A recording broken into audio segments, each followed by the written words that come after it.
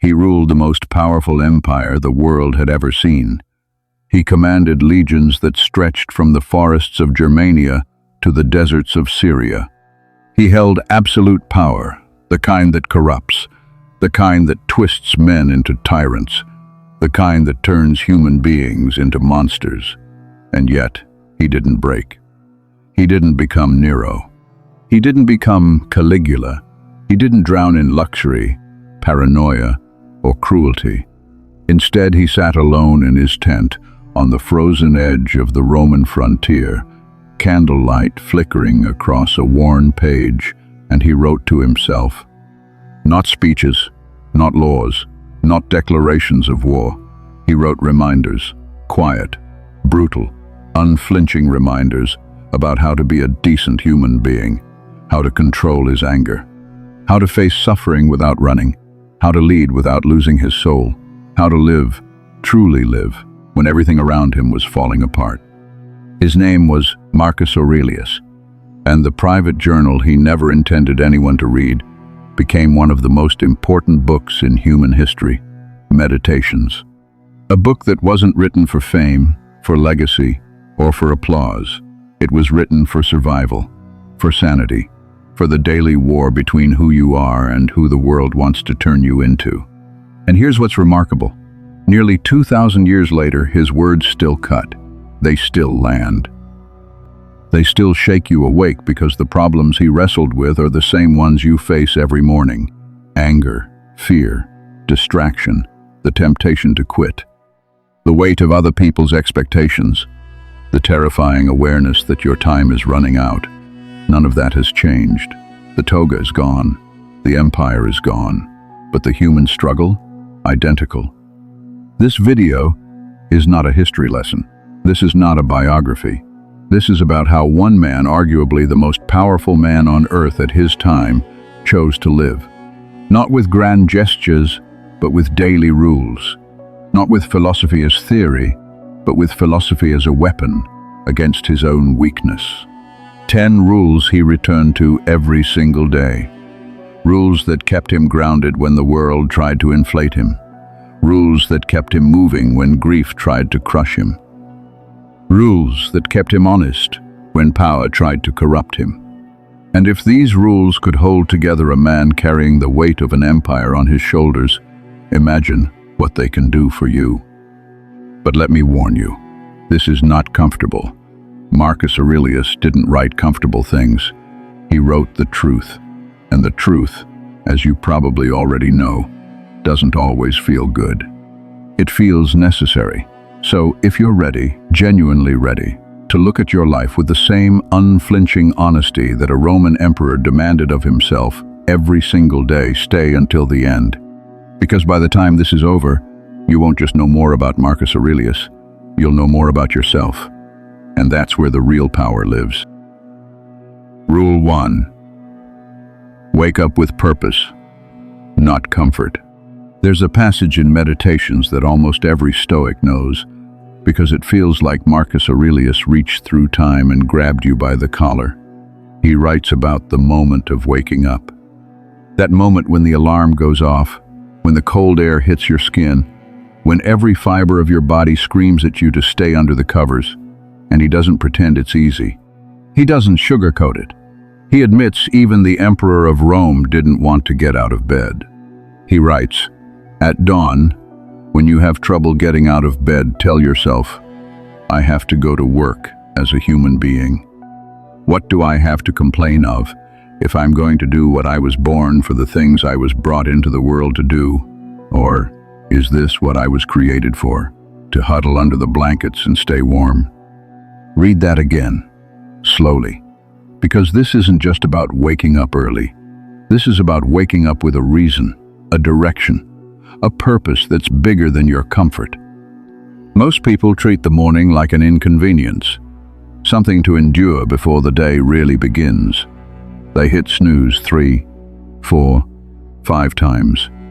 They scroll through their phones before their eyes are even fully open. They stumble into consciousness with no intention, no clarity, no fire. And then they wonder halfway through the afternoon why they feel so empty. Marcus understood something that modern culture desperately tries to ignore. Comfort is not the goal. Comfort is the enemy of growth. The warm bed is not your friend, it's a trap.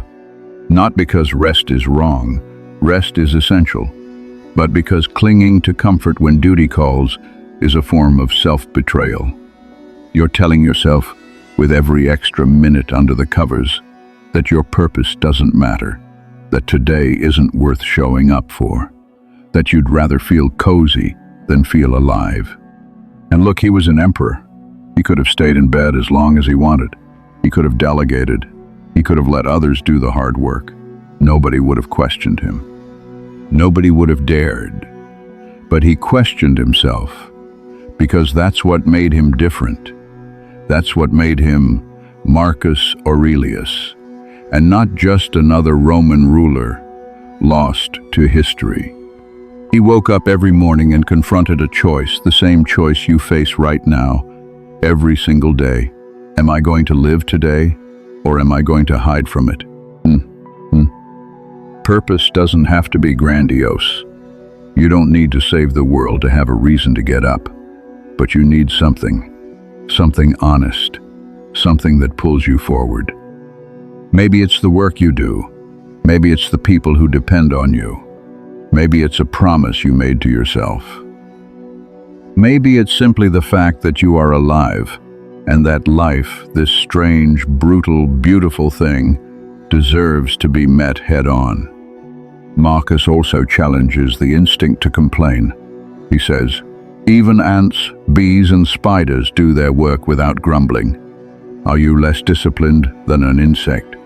It's almost comical, but the point hits hard. Nature doesn't negotiate with itself. The sun doesn't debate whether to rise. The river doesn't ask if it feels like flowing today. Everything in the natural world fulfills its function.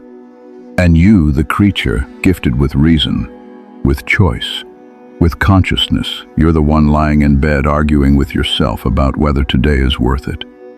That's not a failure of circumstance. That's a failure of intention. And it doesn't just apply to the physical act of getting up. It applies to how you show up. Because you can get out of bed and still be asleep, mentally, emotionally, spiritually. You can go through the motions of a morning routine and feel nothing. You can brush your teeth, drink your coffee, sit in traffic, and never once engage with the day. That's not waking up. That's sleepwalking with your eyes open. Waking up with purpose means making a conscious decision before your feet hit the floor. It means pausing even for 10 seconds and saying, "Today I show up, not because it's easy, not because I feel like it, but because this is what I'm here to do." Marcus Aurelius did this on the front lines of a war, in freezing cold, after burying friends, after political betrayals, after personal losses. He still got up. Not because he wanted to, but because he refused to let comfort dictate his life. And if a man under that kind of pressure could find his purpose every morning, what's your excuse? Rule 2. Your mind is a fortress. Guard the gate. Marcus Aurelius wrote something that should be tattooed on every human brain. You have power over your mind, not outside events. Realize this, and you will find strength. Simple words, devastating implications, because most people live as if the exact opposite were true. They believe their emotional state is caused by what happens to them, not by what happens inside them. Someone insults them, and they fall apart. A plan fails, and they spiral. They lose a job, a relationship, an opportunity, and they don't just feel pain, they become pain. They hand over the keys to their inner world to every external event that passes through their life. But Marcus saw it differently. He saw the mind as a citadel, a walled fortress that no enemy can breach unless you open the gate yourself. The chaos out there, the injustice, the cruelty, the randomness, the unfairness of life, none of it can touch you, not really, unless you let it in. Not because you're numb, Not because you pretend nothing matters, but because you've trained yourself to choose what occupies your inner space. This is not denial. It's not toxic positivity. It's not pretending everything is fine when it clearly isn't. It's the radical understanding that your perception of an event, not the event itself, determines your experience. Two people can face the exact same situation. One collapses, the other grows. Same event, different minds. The difference isn't luck, it's training. And Marcus trained every single day.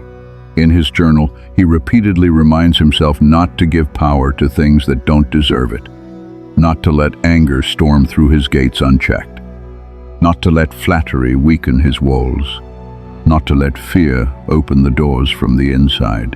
Think about your own mind for a moment. What have you let in recently? What thoughts are occupying your fortress right now that you didn't consciously invite? Maybe it's a grudge you're holding against someone who wronged you. Maybe it's an irrational fear about a future that doesn't exist yet. Maybe it's the voice of someone who once told you you weren't good enough, and for some reason, you're still letting that voice have a seat at your table. You wouldn't leave the front door of your house wide open all night. You wouldn't let strangers walk in and rearrange your furniture. But that's exactly what you do with your mind every time you let an unexamined thought, an unchallenged emotion, or someone else's opinion set up camp inside you. Guarding the gate means becoming a watchman over your own thoughts. It means catching negativity before it becomes a belief. It means interrupting destructive patterns before they hijack your day. It means asking yourself constantly, is this thought true? Is this thought useful? Does this thought serve me, or is it just occupying space? Marcus did this relentlessly. He questioned his own reactions. He challenged his own assumptions. He interrogated his own impulses because he knew that an unexamined mind is a conquered mind. You don't need an invading army to lose your peace. You just need one thought left unattended to tear down everything you've built. And the world today makes this 1,000 times harder than it was in ancient Rome. Marcus didn't have social media pouring poison into his eyes every morning. He didn't have 24-hour news cycles designed to keep him afraid. He didn't have algorithms feeding him outrage to keep him clicking. You do. And that means the gate needs stronger guards than ever. So, every morning before the world floods in, take a moment, close the gate, decide what gets in and what stays out. Choose your first thoughts deliberately, because the mind you build in the morning is the mind you carry through the day. And if you don't guard it, someone else will use it. Your mind is a fortress. Treat it like one. Rule 3. See things as they truly are, not as they appear. Marcus Aurelius had a strange habit. He would take something that people found impressive, something luxurious, glamorous, desirable, and he would strip it down, ruthlessly, until all that was left was its bare nature. He didn't do this to be cynical, he did it to stay free. He writes, "When you are dazzled by the impression of something, stop and remind yourself of what it truly is. A royal feast, dead animals and crushed grapes, an expensive robe, the hair of a sheep soaked in dye from a shellfish. Physical beauty, skin, muscle, and bone that will one day decay." He wasn't trying to make the world ugly. He was trying to make himself immune to illusion. Because illusion is what traps you. Illusion is what makes you chase things that don't satisfy. It's what makes you envy people whose lives are crumbling behind the curtain. It's what makes you sacrifice your peace for the appearance of success, the appearance of happiness, the appearance of worth. How often have you wanted something, desperately, only to get it and feel nothing? A promotion, a purchase, a milestone. You imagined it would transform you. You believed the fantasy. And then reality arrived, quietly, without fanfare. And you realized it was never what you thought it was. You were chasing a mirage. You were running toward a painted horizon. Marcus understood that the world is covered in a layer of narrative that distorts everything. We don't see things as they are. We see them as culture, marketing, ego, and emotion tell us they are. We inflate the value of what's external and ignore the substance beneath. A luxury car is just metal and rubber that gets you from one place to another. A title is just a word on a business card. Applause is just the sound of palms hitting each other. None of these things are inherently wrong, but when you confuse them for meaning, you lose yourself.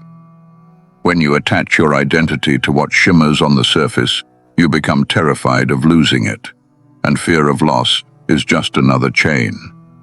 This rule isn't about becoming cold or joyless. It's about clarity. It's about looking at the world without the fog of projection and seeing reality for what it is. Not better, not worse, just true. And from that place of truth, you make better decisions. You stop chasing ghosts. You stop comparing yourself to curated versions of other people's lives. You stop needing more in order to feel enough. Marcus practiced this daily. Every object, every pleasure, every fear. He would examine it, reduce it to its essence, and ask, does this deserve the power I'm giving it? And most of the time, the answer was no. Try it yourself. The next time something impresses you or intimidates you, strip it down. Look at it without the story attached, without the glamour, without the hype. See the thing as it actually is. And then decide, calmly, clearly, what it truly deserves from you. You'll be amazed at how much lighter you feel when you stop carrying the weight of illusions, when you stop bowing to things that aren't worth your reverence, when you start seeing clearly, not with cynicism, but with freedom. The world is not what it shows you. Learn to look deeper. That's where truth lives. Rule 4. Waste nothing, especially time. Marcus Aurelius was obsessed with time. Not because he feared death, though he thought about it constantly, but because he understood something most people refuse to accept. Every second you waste is a second you've chosen to throw away, and you can never get it back. Not one, not ever. He writes, "It is not that we have a short time to live, but that we waste a great deal of it." This is echoed by his Stoic predecessor Seneca, but Marcus lived it differently, because Marcus was an emperor at war. He watched friends die. He watched plagues sweep through cities. He saw how quickly a life could end, and that sharpened his relationship with time to a razor's edge. He didn't waste afternoons on gossip. He didn't spend hours entertaining meaningless distractions. He didn't indulge in the luxury of procrastination, even though, as emperor, no one on earth could have told him how to spend his time. He chose to be ruthless with it, not out of anxiety, but out of respect. And that's the distinction most people miss. They hear, "Don't waste time," and they think, "Hustle harder, work more, never rest." But that's not what Marcus meant. He meant, stop spending time on things that don't matter to you. Stop giving your hours to conversations that drain you, activities that numb you, habits that shrink you. Stop pretending you have an infinite supply of tomorrows, because you don't. Look at your typical day, honestly. How much of it is intentional? How much of it is chosen? And how much of it is just noise? Scrolling for an hour without noticing, worrying for 2 hours about something you can't change, replaying a conversation in your head for the 20th time, watching things you don't care about because you don't have the energy to do what you actually want. Now multiply that by a week, a month, a year, a decade, and suddenly you see the true cost, not in money, but in life. In the version of yourself you could have become if you had spent your time with intention instead of inertia. Marcus carried this awareness into every morning. He didn't just plan his tasks, he examined his priorities. He asked himself, What deserves my time today? What is essential? What is just filler? And he had the discipline to cut the filler, even when it was pleasant, even when it was easy, even when it was tempting. He also recognized the subtle forms of time wasting that most people never see. Complaining, that's wasted time. Envy, wasted time. Overthinking, wasted time. Living in the past, wasted time. Seeking approval, wasted time. Not because these feelings are wrong, but because they consume hours without producing anything. They burn fuel without moving the engine. And there's another dimension to this rule that makes it even more powerful. Time wasted is not just time lost, it's peace lost. Because when you waste time, you know it. There's a quiet guilt that follows. A sense of friction inside you that whispers, "You could have done better today." And that friction accumulates. It becomes stress. It becomes shame. It becomes the feeling that your life is passing you by. Not because it's moving too fast, but because you're not showing up for it. Marcus Aurelius didn't have a productivity app. He didn't have time-blocking software. He had something better, an unshakable awareness that today might be the last.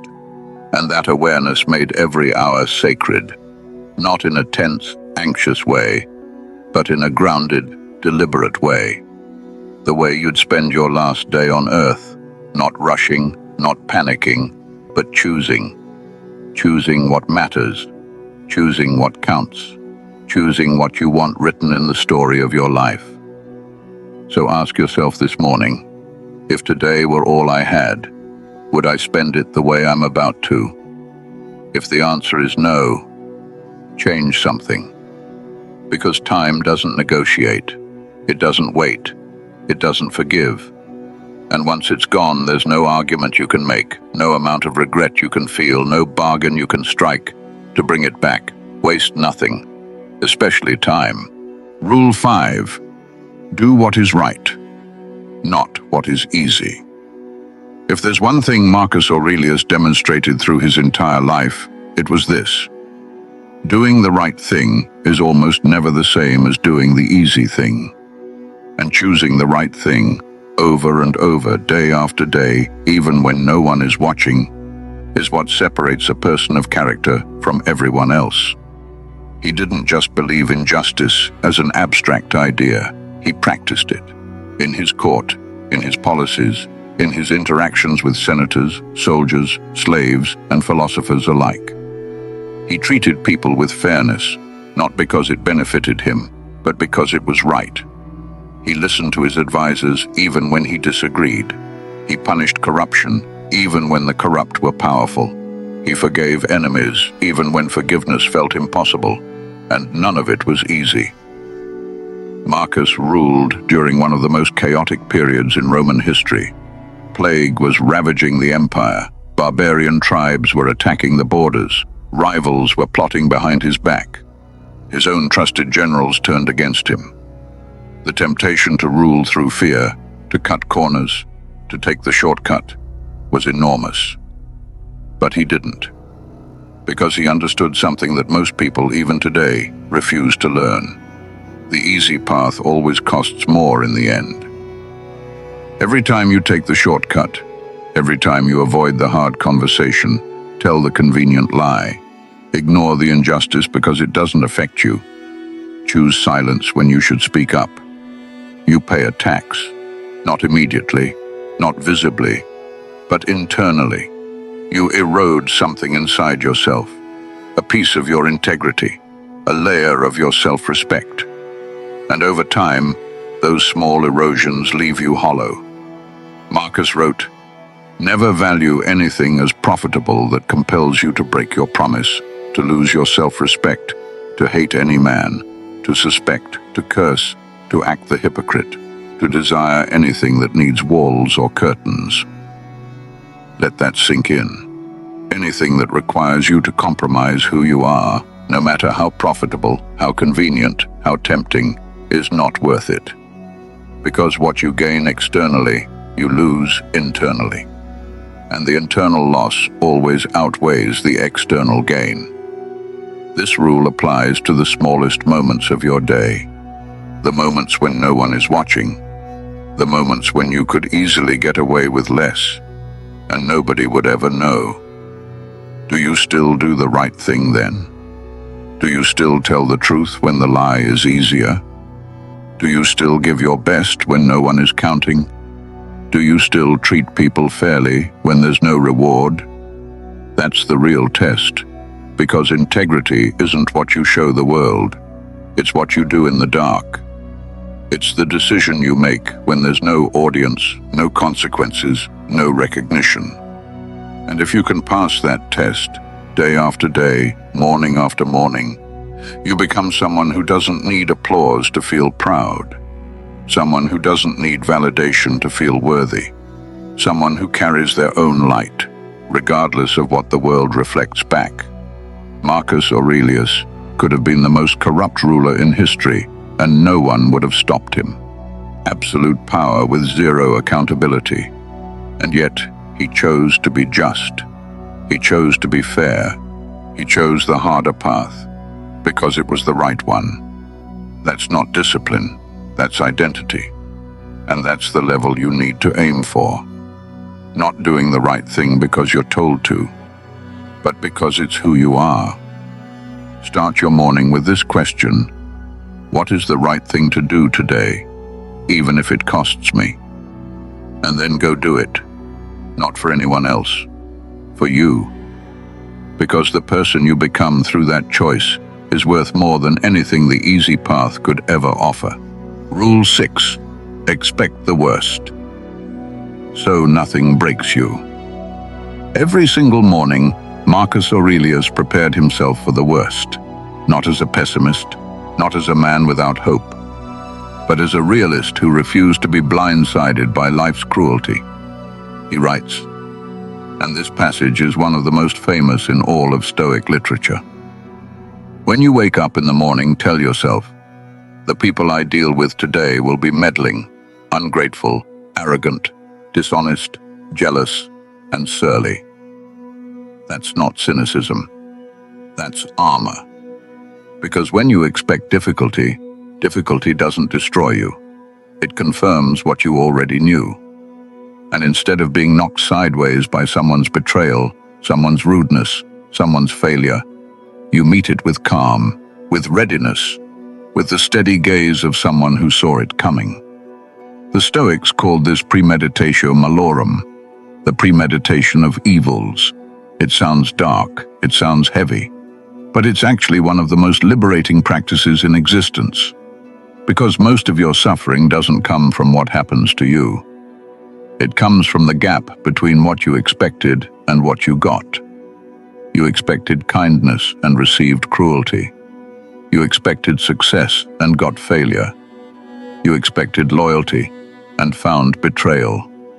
And that gap, that distance between expectation and reality, is where pain lives. But what if you closed the gap? What if every morning you told yourself, today might be hard, people might disappoint me, things might not go as planned, I might fail, I might suffer, I might lose something. Not to invite disaster, but to prepare for it, to remove the shock, to take away the power of surprise. Because when you're surprised by difficulty, you react from emotion, you panic, you lash out, you crumble.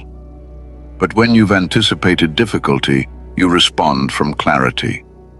You act with composure. You face the situation as a prepared mind, not a panicked one. Marcus didn't just theorize about this, he lived it. He lost multiple children. He buried people he loved. He fought wars that seemed endless. He endured betrayal from people he trusted deeply. And through all of it, he didn't collapse. Not because he was superhuman, but because he had already rehearsed the worst in his mind. The pain still hurt. The grief still existed. But it didn't obliterate him, because he had built a container for it before it arrived. Think about the times in your life when you were most devastated. Were they truly caused by the event itself, or by how unprepared you were for it? The breakup you never saw coming, the job loss that blindsided you, the friend who disappeared without warning, the diagnosis you weren't ready for. In almost every case, the destruction was amplified by expectation, by the belief that it wouldn't happen, by the illusion that your life was somehow exempt from chaos. It's not. Nobody's is. And that's not a sad truth, it's a freeing one. Because once you stop pretending life will be gentle, you stop being crushed when it isn't. You walk through the day with open eyes. You engage with people without naivety. You pursue your goals without the fragile expectation of guaranteed success. This doesn't mean you live in fear. It doesn't mean you walk around bracing for impact every second. It means you hold space for the possibility of hardship, so that when it arrives, you greet it with something resembling readiness. You don't have to welcome it. You just have to not be destroyed by it. Every morning before you step into the world, run through the possibilities. Not obsessively, not fearfully, but honestly. Today I might face resistance. Today I might encounter cruelty. Today something might not go my way. And then remind yourself, and I will handle it. Because I've prepared, because I've trained, because I'm not building my peace on the fantasy that nothing bad will ever happen. Marcus Aurelius ruled an empire on the edge of collapse. And he started every morning this way. Not because the world was worse then, but because the human condition is the same now as it was then. Life doesn't promise you smooth waters. But if you prepare for the storm, you'll be the one still standing when the clouds clear. Expect the worst, prepare for it, and then go live your day with the confidence of someone who can't be caught off guard. Rule 7. Forgive relentlessly. Not for them, but for you. Marcus Aurelius had every reason to hate. He was surrounded by schemers, liars, manipulators, and traitors. People who smiled to his face and plotted behind his back. People who benefited from his generosity and returned it with ingratitude. People who, by any standard, deserved punishment, exile, or worse. And yet, he forgave. Again, and again, and again. Not because he was naive, not because he lacked the power to retaliate, but because he understood something that most people never grasp. Holding on to resentment is like drinking poison and waiting for the other person to die. It doesn't hurt them. It destroys you. One cell at a time, one sleepless night at a time, one bitter thought at a time. He writes, "The best revenge is not to be like your enemy." Think about the depth of that statement. The world tells you to fight back, to get even, to make them pay. And every part of your ego screams yes, because revenge feels like justice. It feels like closure. It feels like power. But it's none of those things. It's a chain, a leash, a bond that ties you to the very person you want to be free from. Every minute you spend replaying what they did to you is a minute they still own. Every fantasy of revenge is proof they're still controlling your mind. Every grudge is a room in your head that you've given to someone who doesn't pay rent, and who probably doesn't even know they're living there. Forgiveness isn't about them. It never was. It's about you. It's about clearing the contamination from your inner world. It's about taking back the space that resentment occupies. It's about refusing to let another person's actions define your emotional state, today, tomorrow, or ever again. And this is hard, genuinely hard, because some things people do are unforgivable by any reasonable standard. Some betrayals are so deep, so personal, so cruel, that the idea of forgiving them feels like an insult to yourself. like you're saying what they did was okay, like you're letting them off the hook. But forgiveness is not absolution. It's not saying what you did was fine. It's saying what you did no longer controls me. It's cutting the rope, not to set them free, but to set yourself free. And that distinction is everything. Marcus Aurelius practiced this constantly. He reminded himself that people who behave badly are usually ignorant, wounded, or lost. Not evil, just broken. And while that doesn't excuse their actions, it reframes them. It shifts your lens from, they did this to hurt me, to, they did this because they don't know any better. And from that perspective, hatred doesn't make sense. Pity, maybe. Compassion, possibly. But not hatred, because hatred always costs you more than it costs them. He also understood that the need for revenge reveals more about your own weakness than the other person's cruelty. A strong person doesn't need to retaliate. A secure person doesn't need to even the score. A free person doesn't need closure from someone else's apology. They create their own closure, internally, and they move on, not because they forgot, but because they chose freedom over resentment. And this starts in the morning, because resentment is one of the first things that greets you when you wake up. It's there, waiting, before the coffee's even ready. That old wound, that unresolved anger, that person who still occupies your thoughts uninvited. And if you don't consciously release it, if you don't deliberately choose forgiveness, it sets the tone for your entire day. So here's the practice. Every morning, identify who you're still angry at. Name them, acknowledge the pain, and then say, silently, firmly, I'm letting this go, not for you, for me, because I refuse to carry your weight one more day. You don't have to feel it instantly. Forgiveness isn't a light switch, it's a muscle. You build it, you practice it, you fail at it, and try again. But every single attempt makes you lighter. Every conscious release gives you back a piece of yourself. Marcus Aurelius didn't forgive because it was easy. He forgave because it was necessary, because holding on to anger would have poisoned his leadership, his clarity, his soul, and he valued those things more than the satisfaction of revenge. You should too. Rule 8. Serve without expectation. There's a quiet revolution in the way Marcus Aurelius approached duty. He didn't serve because he wanted recognition.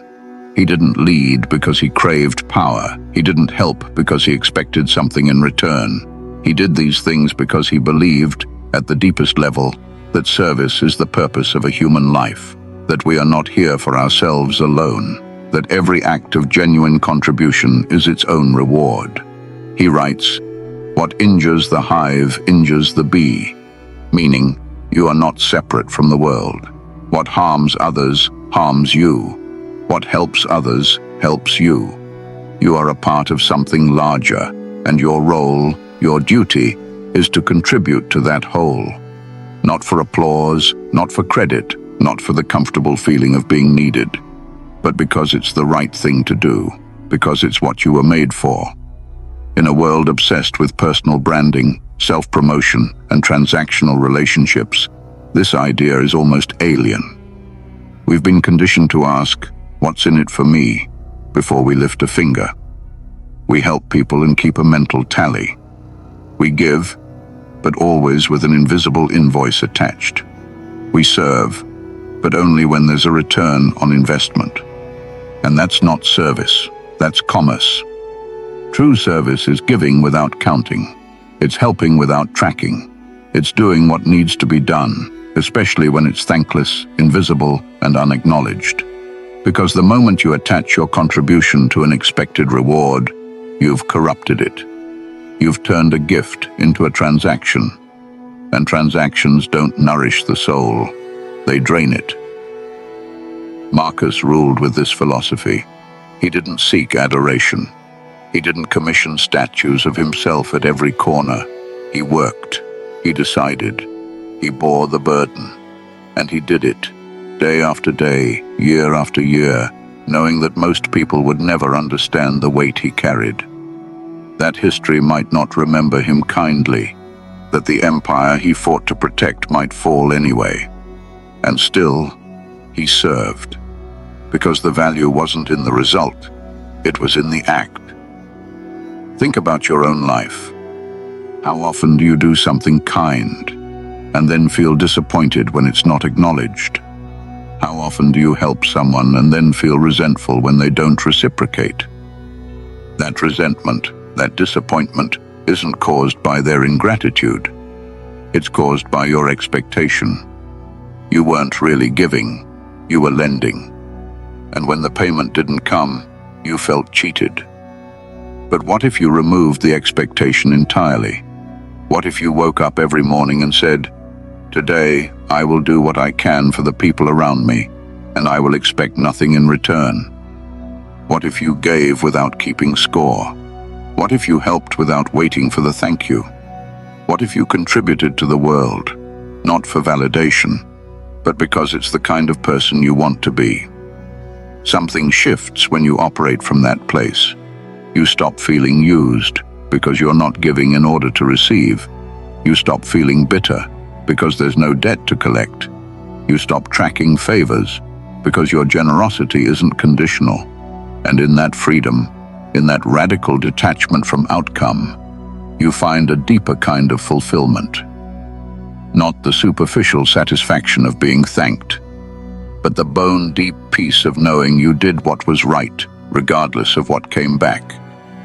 Marcus Aurelius served an empire of millions and asked for nothing. Not fame, not gratitude, not even understanding. He served because he believed that's what a human being is supposed to do. And in doing so, he became one of the most admired men who ever lived, without ever seeking admiration. Start your morning with this intention. I will contribute, I will help, I will give, and I will not keep count. Watch what happens when you stop expecting the world to pay you back and start simply paying forward.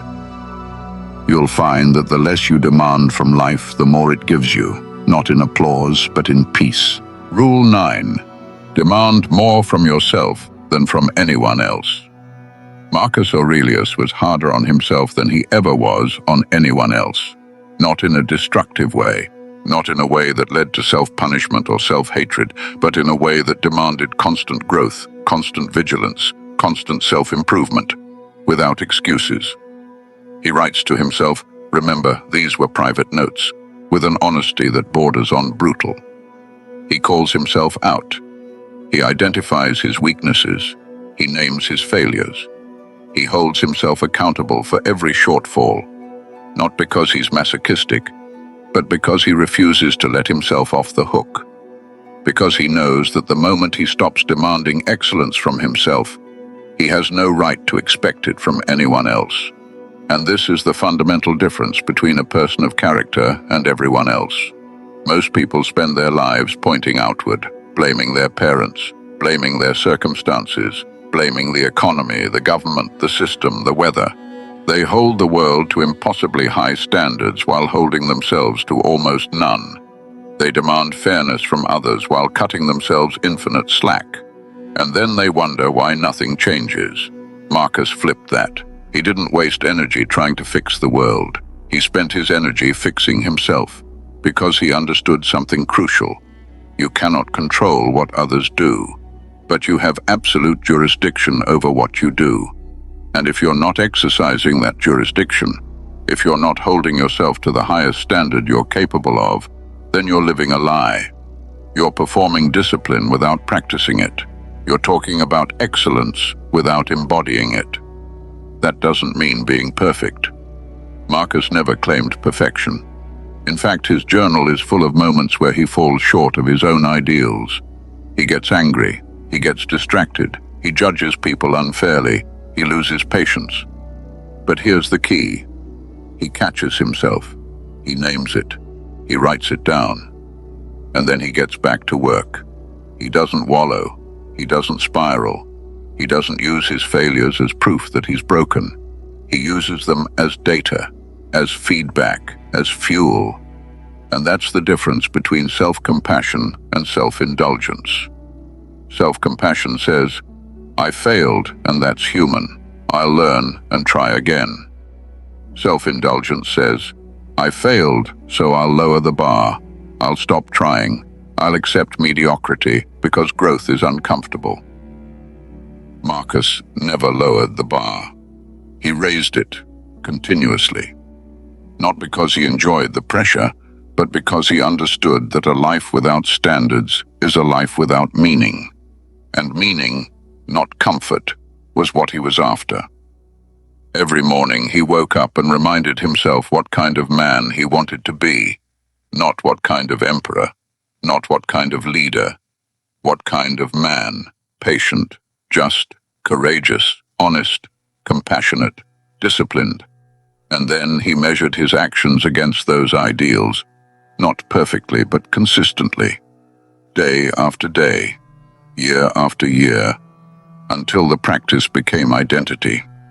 You can do the same, not by being ruthless with yourself, not by punishing every misstep, but by holding yourself to a standard that reflects who you actually want to become.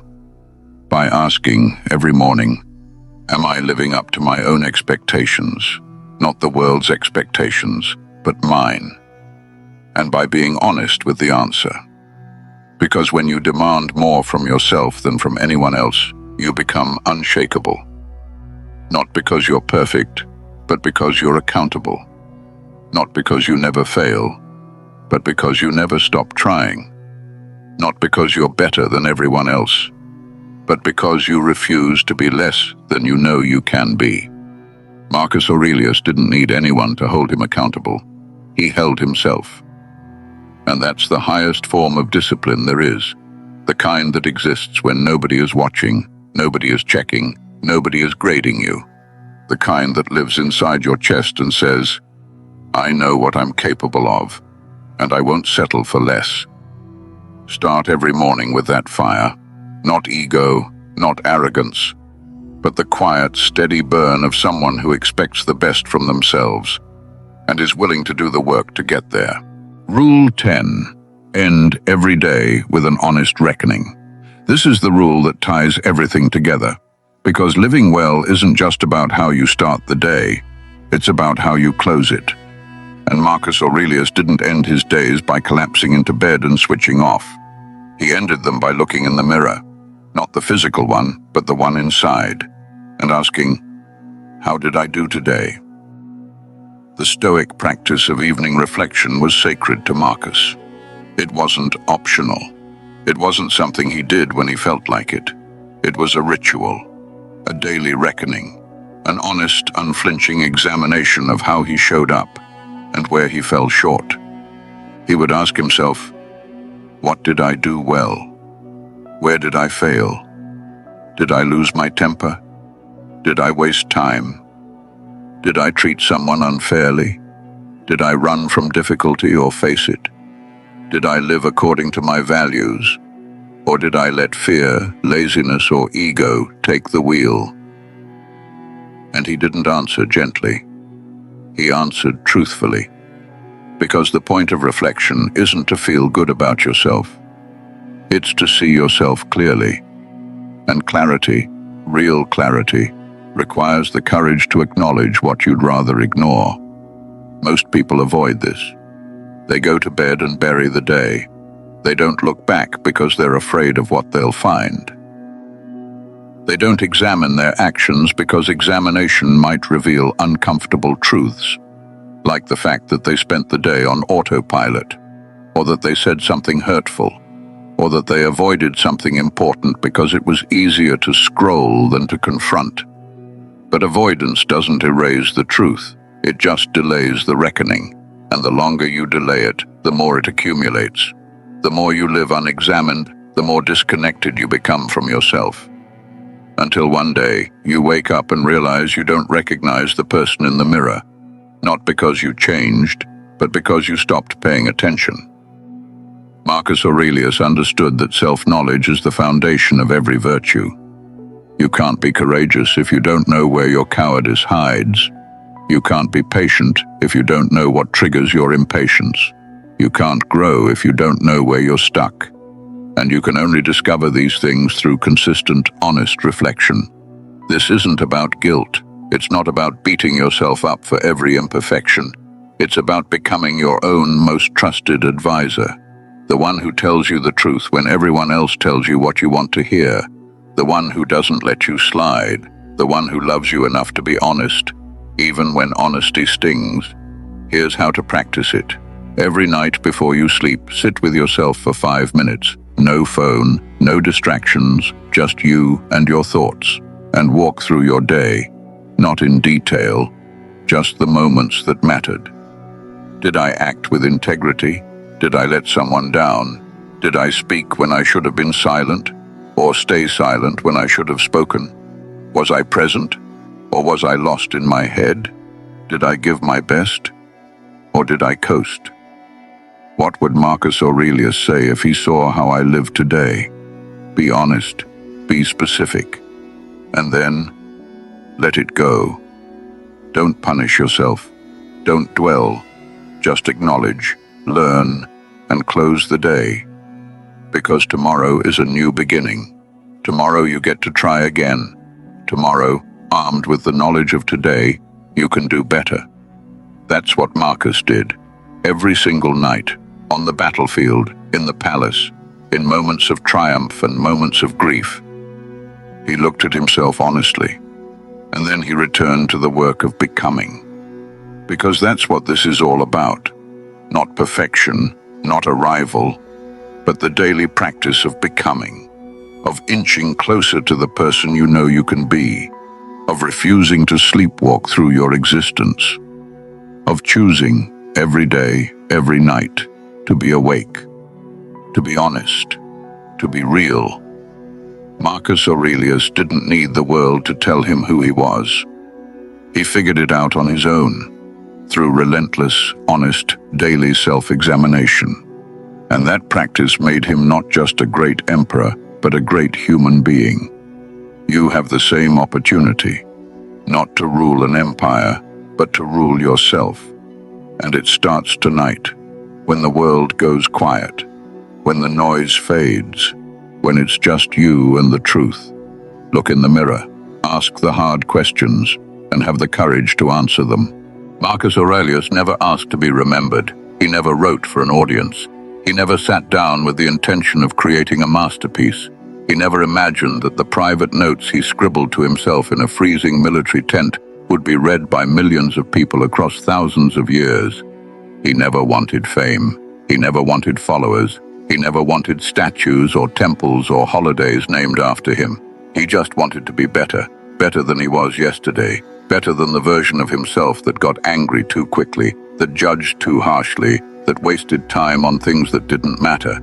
He wanted to be the kind of man who could look at himself honestly at the end of each day and say, not with pride, but with quiet honesty, I tried, I showed up, I did what I could. And that's all he did, day after day, year after year, through war, through plague, through the death of his children, through the betrayal of people he trusted, through exhaustion so deep it settled into his bones, through loneliness that no amount of power could cure. He kept going, not because he was fearless, not because he was superhuman, but because he made a decision every single morning that giving up was not an option, that his character was more important than his comfort, that the person he was becoming mattered more than the pain he was enduring. And in doing so, without trying, without planning, without marketing or branding or strategy, he left behind one of the most powerful blueprints for human excellence the world has ever seen. A blueprint that wasn't written in a library or a palace. It was written in mud, in blood, in candlelight, on the worst nights of his life, when everything around him was collapsing and the only thing left standing was his will to keep writing, keep thinking, keep trying to be good. That's what Meditations is. Not a book, a battle journal, a record of one man's war against his own weakness. And the fact that it survived, that it found its way through centuries of chaos, through the fall of Rome, through the Dark Ages, through fires and floods and revolutions, and landed in your hands, on your screen, in your ears right now. That's not an accident. That's a message. From a man who lived 2,000 years ago, to you, right here, right now. And the message is simple. You don't need to be perfect. You don't need to have it all figured out. You don't need the right circumstances, the right background, the right resources, the right moment. You just need to start. You just need to show up. You just need to fight the same fight that Marcus fought. The fight to be honest, to be disciplined, to be courageous, to be kind, even when the world makes it almost impossible. Because the world is not going to make this easy for you. It never has. It never will. The world is loud. It's chaotic. It's full of distractions designed to pull you away from yourself. Full of people who will misunderstand you, underestimate you, try to break you. Full of systems that reward shortcuts and punish patience. Full of noise that drowns out the quiet voice inside you, the one that knows what's right, even when you don't want to hear it. Marcus lived in that same kind of world. Different clothes, different technology, same human chaos, same temptations, same fears, same excuses. And he didn't have a podcast to listen to on his morning walk. He didn't have a self-help book on his nightstand.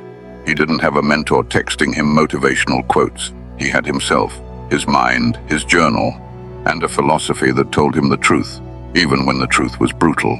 That philosophy said, you are going to die, and you don't know when. So stop wasting your life on things that don't matter. Stop giving your energy to people who drain you. Stop chasing approval from strangers. Stop hiding from the hard conversations.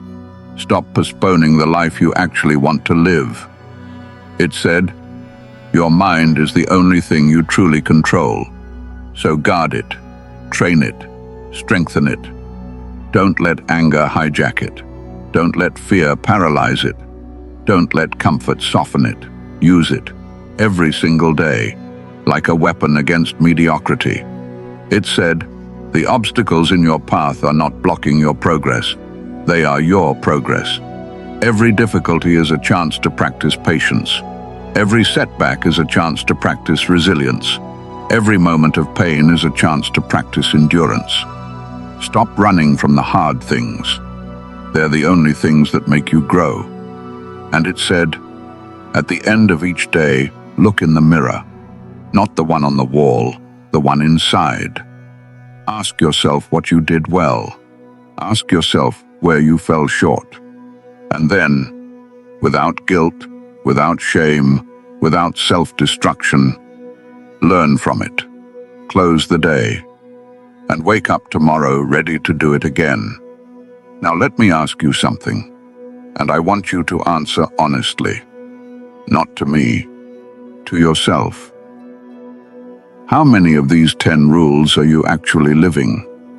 Not thinking about, not agreeing with, not planning to start someday. Actually living, right now, today. Are you waking up with purpose, or are you waking up on autopilot? Letting the morning happen to you instead of showing up for it?